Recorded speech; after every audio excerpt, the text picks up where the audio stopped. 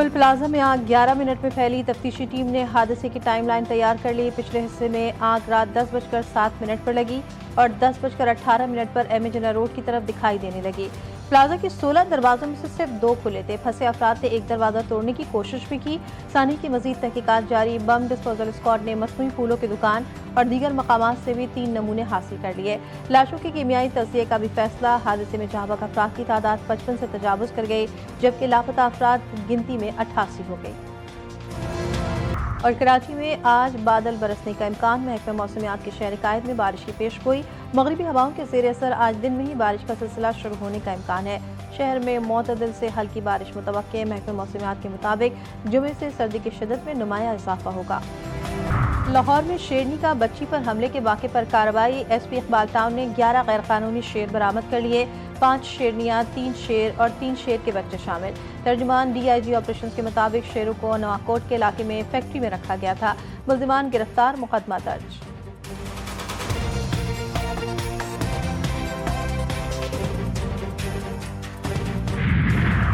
اور پاکستانی معیشت کے لیے خوشخبری، شرح سود سنگل ڈیجٹ میں داخل۔ معاشی اصلاحات کے مثبت اثرات۔ اسٹیٹ بینک کی ٹی بل نیلامی میں شرح سود 10% سے بھی نیچے آ گئی۔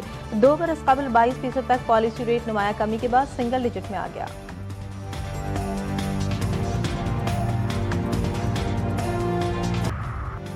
خواجہ آصف نے سانحہ گل پلازا پر بات کی۔ 7/18 ترمیم لے آئے۔ نون لیگ کی پارلیمانی لیڈر کے بیان کو ہم حکومت کا پالیسی بیان سمجھیں گے۔ پیپلز پارٹی کے رہنما نوید قمر نے خواجہ آصف کی 18ویں ترمیم سے متعلق بیان پر حکومت سے وضاحت مانگ لی۔ ملک کے ساتھ بہت تجربے کیے گئے، ہر تجربے کے ساتھ ملک کو آدھا کیا۔ وفاق سے درخواست ہے تجربہ کرنا بند کریں۔ ترکیہ، عرب امارات، اسرائیل، مصر اور بحرین سمیت 17 ممالک کی غزہ بورڈ آف پیس میں شمولیت۔ فرانس، ناروے اور سویڈن نے انکار کر دیا۔ برطانیہ، جرمنی، روس اور چین کی امریکی دعوت کا جائزہ، سوچ کر جواب دیں گے۔ بورڈ غزہ میں جنگ بندی کے دوسرے مرحلے کی نگرانی، حماس کو غیر مسلح کرنے اور تعمیر نو کا ذمہ دار ہوگا۔ ایران نے قاتلانہ حملے کی کوشش کی تو روئے زمین سے مٹا دیں گے، امریکی صدر کی دھمکی۔ ٹرمپ نے کہا تہران کے رہنماؤں کی جانب سے ان کے قتل کی دھمکیوں کا جواب پوری ریاست کو اڑا دینے کی صورت میں دیا جائے گا۔ ایران نے خبردار کیا اگر دوبارہ حملہ ہوا تو تمام تر طاقت کے ساتھ جوابی کارروائی کریں گے، اپنی پوری قوت کے ساتھ جوابی وار کرنے میں کوئی ہچکچاہٹ نہیں ہوگی۔ ایرانی وزیر خارجہ عباس عراقچی نے کہا یہ دھمکی نہیں بلکہ ایک حقیقت ہے جسے واضح طور پر پہچانا ضروری سمجھتے ہیں۔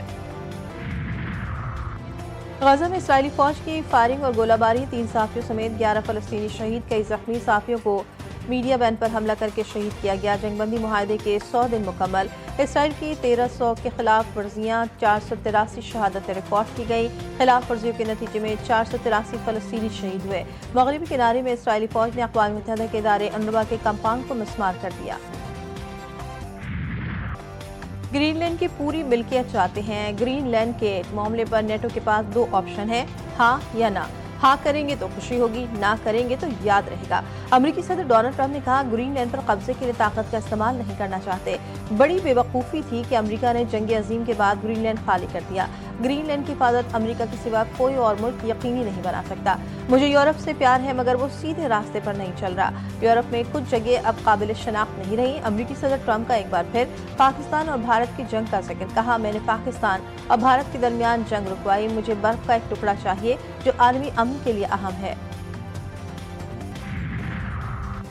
یورپی یونین کی امریکہ کے ساتھ تجارتی معاہدہ معطل کرنے کی منظوری۔ چیئرمین یورپی یونین تجارتی کمیٹی نے کہا ٹرمپ کے گرین لینڈ سے متعلق دھمکی کے بعد یورپ نے یہ قدم اٹھایا۔ خود مختاری علاقے سالمیت کو خطرہ ہے، تعلقات قائم نہیں ہو سکتے۔ امریکہ کے ساتھ معاہدہ معطل کرنے کے سوا کوئی چارہ نہیں تھا۔ امریکی دعوت پر پاکستان کا غزہ بورڈ آف پیس میں شمولیت کا اعلان۔ ٹرمپ نے وزیر اعظم کو شمولیت کی دعوت دی تھی۔ پاکستان کا فلسطینی عوام کی مشکلات کے خاتمے کے لیے کوششیں جاری رکھنے کے عزم کا اعادہ۔ یہ فریم ورک فلسطینی عوام کے حق خود ارادیت کے عملی حصول کی راہ ہموار کرے گا۔ بورڈ آف پیس کا مقصد غزہ میں مستقل جنگ بندی کے لیے عملی اقدامات کرنا ہے۔ ترجمان دفتر خارجہ کے مطابق امید ہے بورڈ آف پیس سے غزہ میں مستقل جنگ بندی اور انسانی امداد میں اضافہ ہوگا۔ پاکستان غزہ کی تعمیر نو، فلسطینی عوام کی انسانی ضرورتیں پوری کرنے کی حمایت جاری رکھے گا۔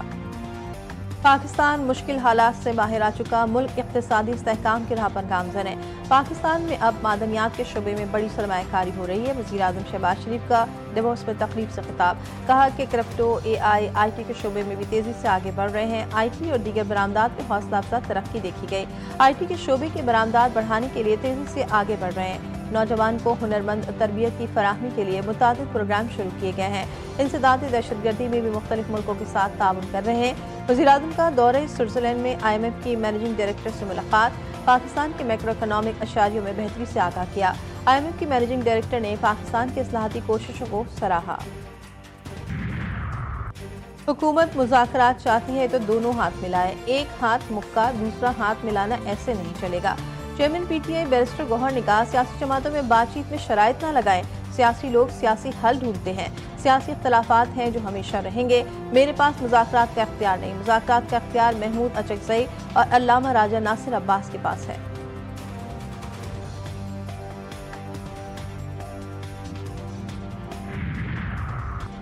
मईशत इस्तेहकाम की जानिब बढ़ रही है, अहम मुआशी इशारियों में नुमायां बेहतरी आई। वज़ीर ख़जाना मोहम्मद औरंगज़ेब ने कहा, हुकूमत की तो तवज्जो अब पायदार और जामे तरक्की पर है ताकि माजी के माशी उतार चढ़ाव से बचा जा सके। वज़ीर ख़जाना के देवोस में वर्ल्ड फोरम के मौके पर मुलाकातें, एशियाई तरक्याती बैंक के सदर मासा तुकांडस से मुलाकात में पाकिस्तान के इक़्तिसादी इस्लाहाती एजेंडे और सरमायाकारी पर मबनी तरक्की पर तबादला ख्याल। ADB सदर का पाकिस्तान में मुआशी इस्लाहात और बढ़ते मार्केट एतमाद पर इज़हार इत्मीनान। वज़ीर ख़जाना का मेंस एविएशन के चेयरमैन हसन अलहोरी से भी मुलाकात, एविएशन के शोबे में सरमायाकारी और हवाई अड्डों की खिदमात बेहतर बनाने पर गुफ्तगू हुई।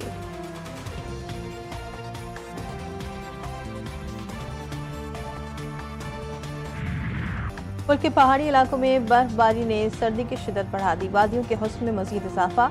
वादी काकान, नारान और गिरदनवा में बर्फ की सफ़ेद चादर बिछ गई। मुल्क के मुख्तलिफ हिस्सों में मुतवक्किल बारिश और बर्फबारी से मुतालिक NDMA का अलर्ट जारी।